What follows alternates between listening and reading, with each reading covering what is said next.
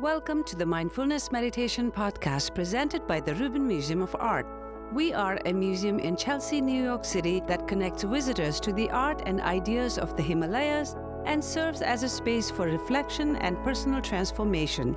I'm your host, Tashi Chudran.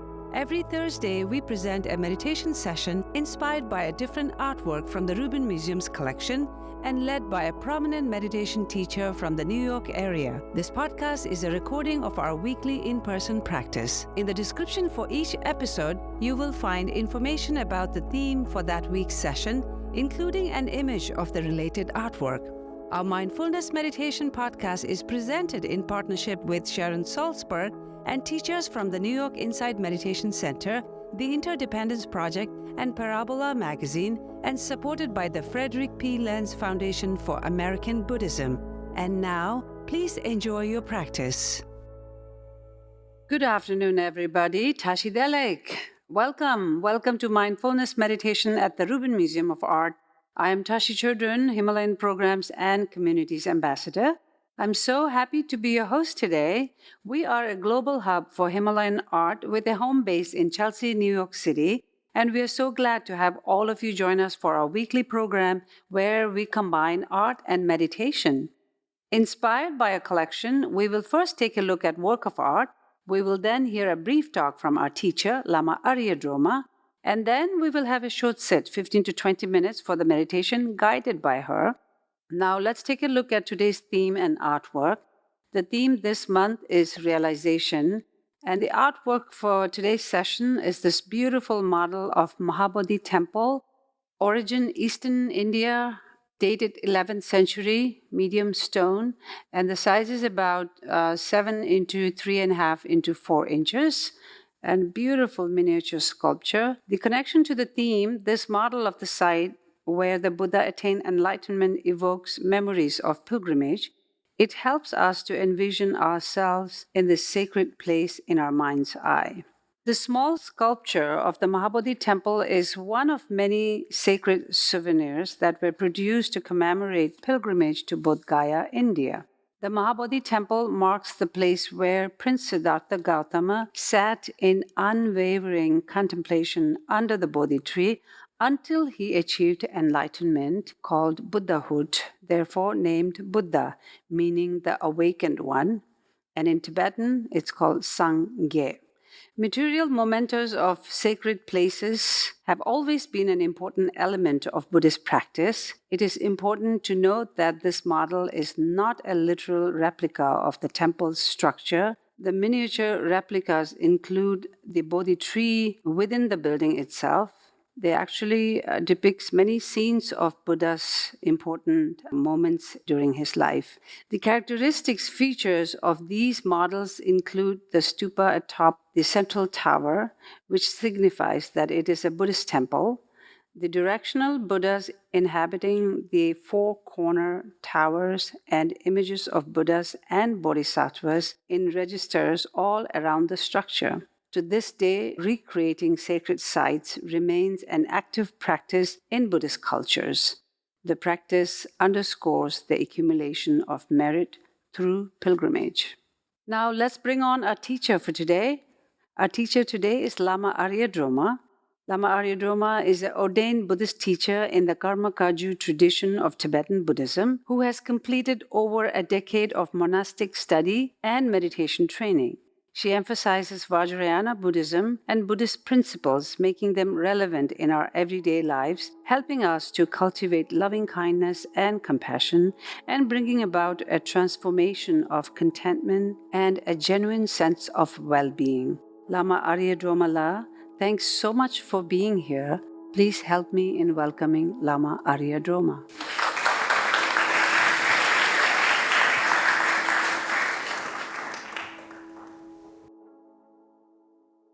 Hello, everyone. Good afternoon and welcome.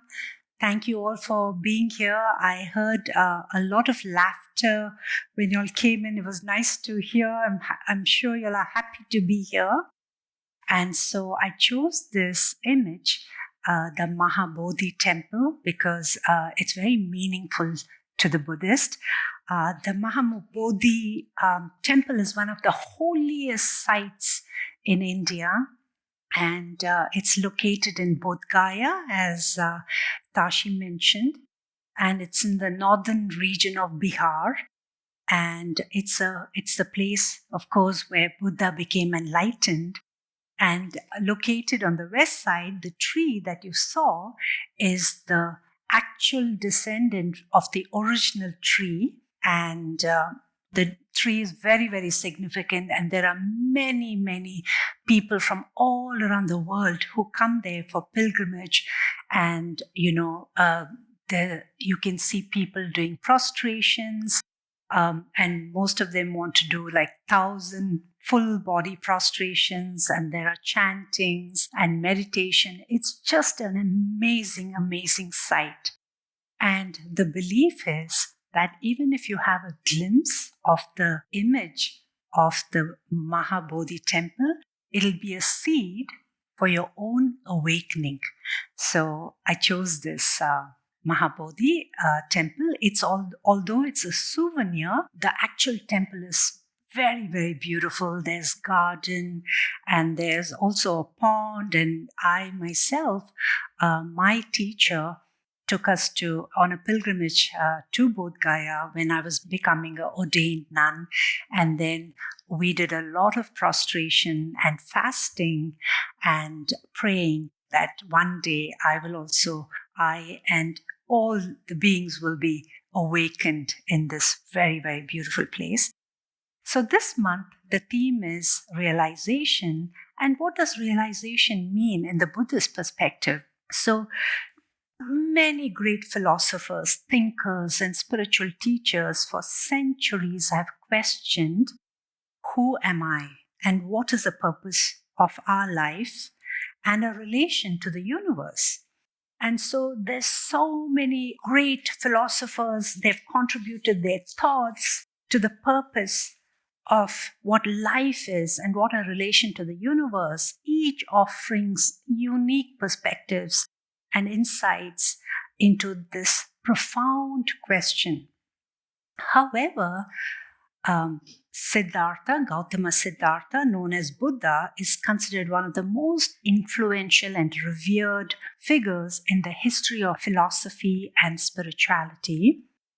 Buddha's realization was a direct experience and not an abstract concept or reasoning like a philosopher, but it was a direct experience. He became fully liberated, awakened, and attained the perfect knowledge and gained perfect wisdom.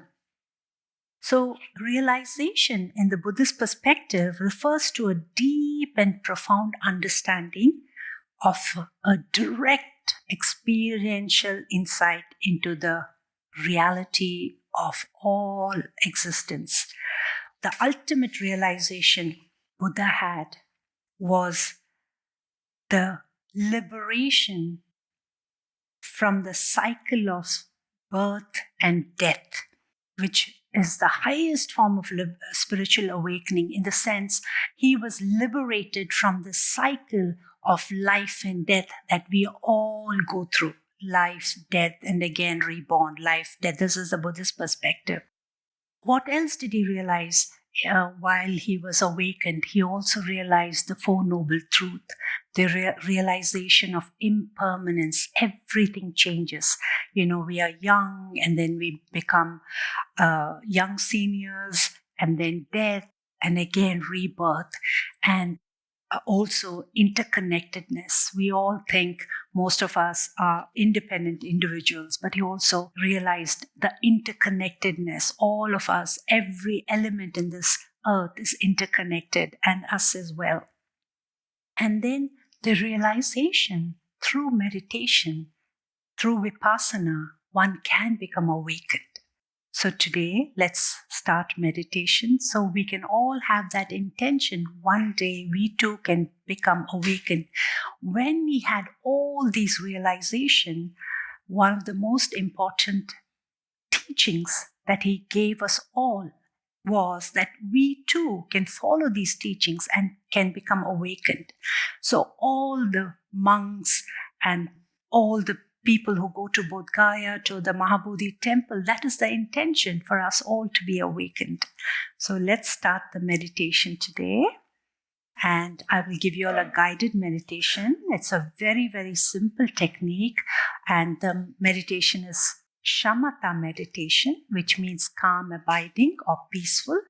It's very simple, but it's extremely profound.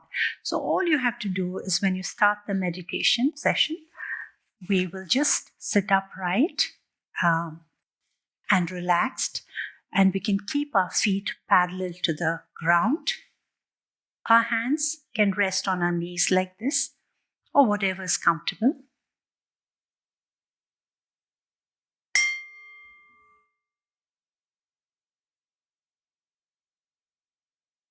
Inhale and exhale. Breathe normally.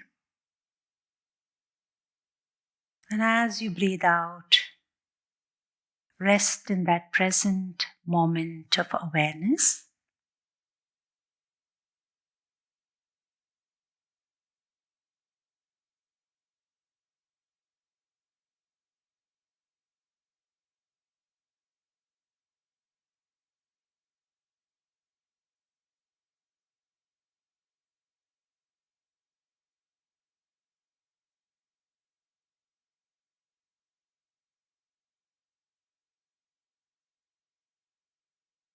Inhale and exhale.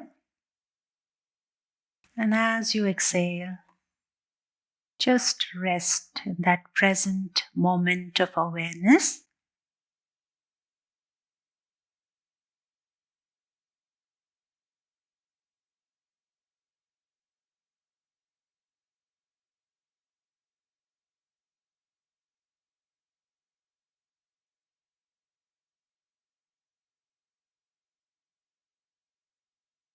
Keep your mind's attention on your breath. That is the anchor for your mind. Breathe in and breathe out naturally.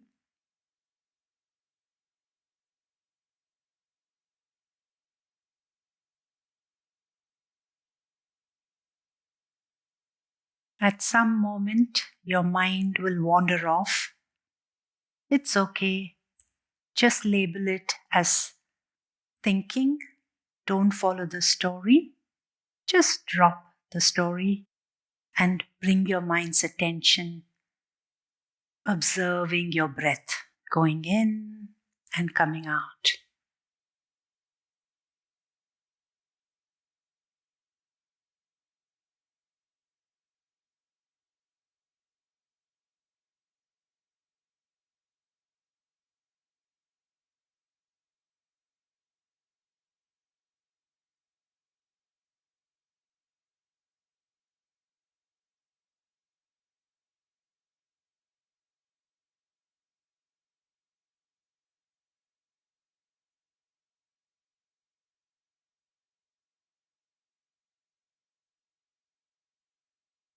All you need to do is keep a continuous awareness of your mind's attention on your breath.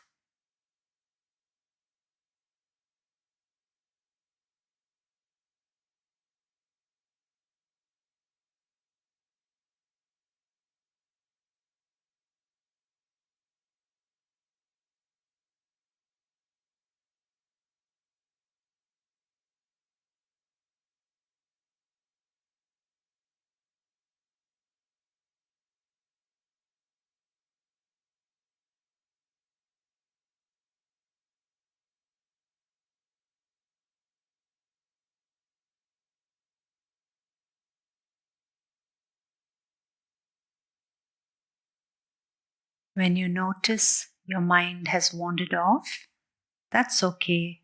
That's what your mind does. Just say, label it as thinking. Don't follow the story. Bring your attention back to observing your breath going in and coming out. That is your mind's anchor.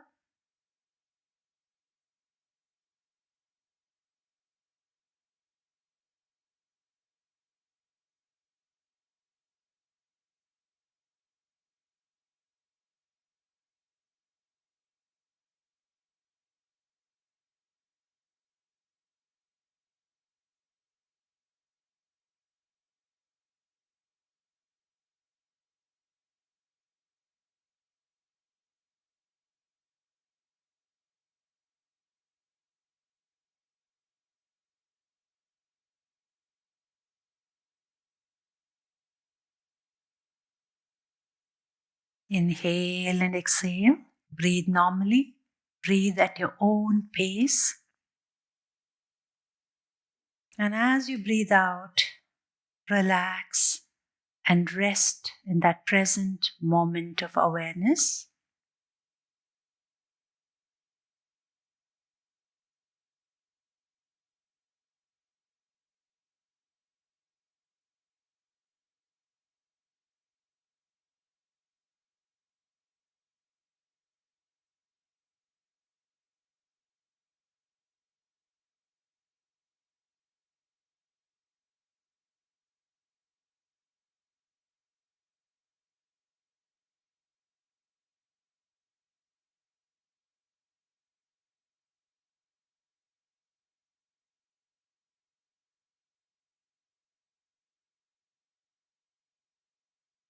Your mind is like a spacious open sky, and your thoughts are like clouds. They come and they go, leaving no trace.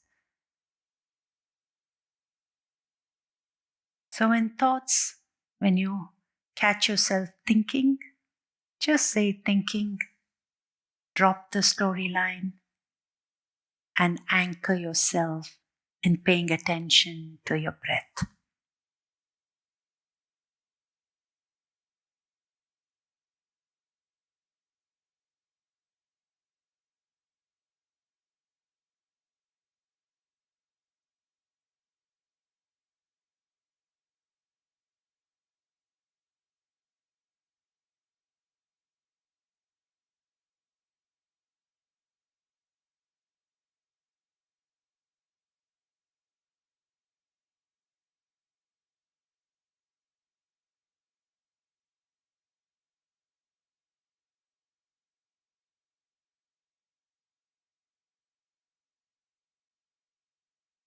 Inhale and exhale.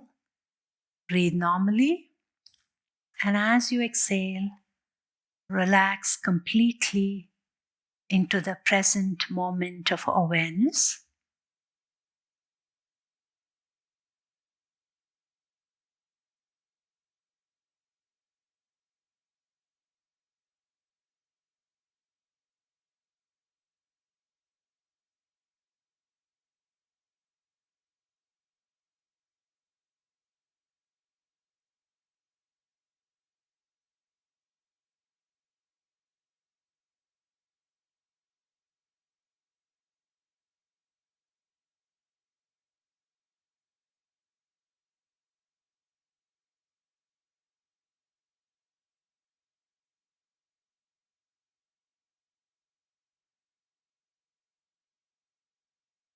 When you catch yourself thinking, don't try to stop your thoughts.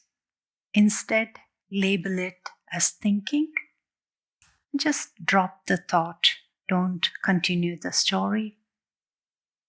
And focus your mind's attention on your breath, going in and breathing out.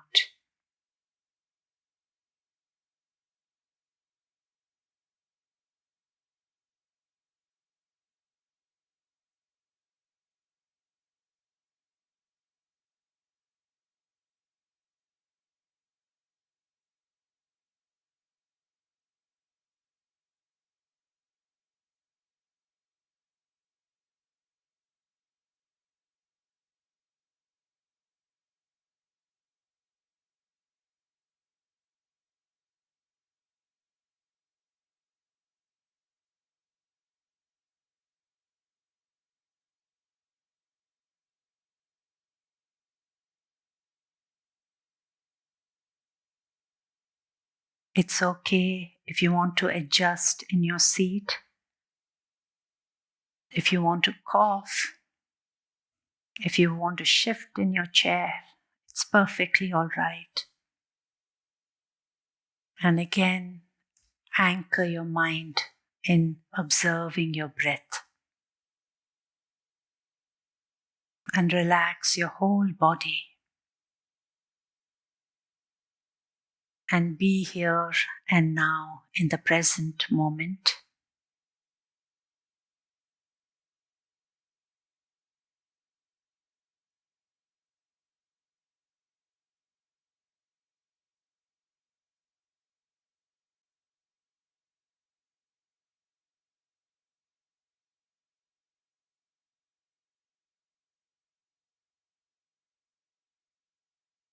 Inhale and exhale. And as you exhale, relax your whole body and be in the present moment of awareness.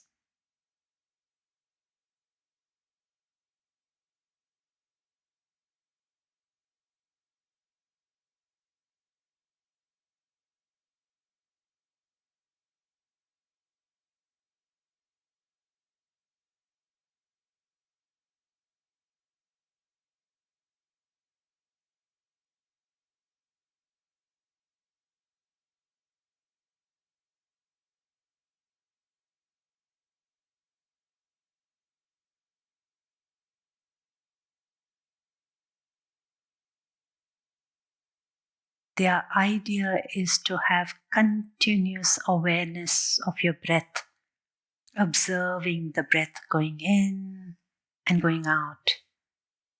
And as your mind wanders off into a thought, just being gentle with yourself. Say thinking, drop that thought, and again bring your mind's attention to observing your breath. Breathing in and breathing out.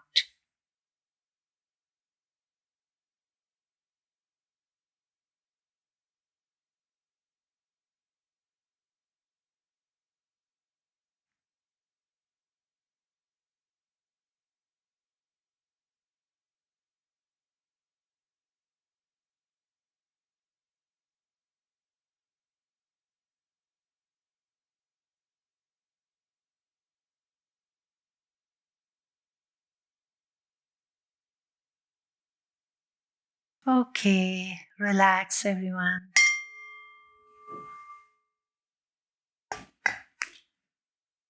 And that's how easy it's to meditate.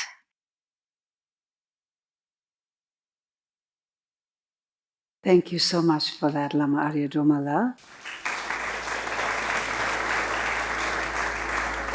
That concludes this week's practice.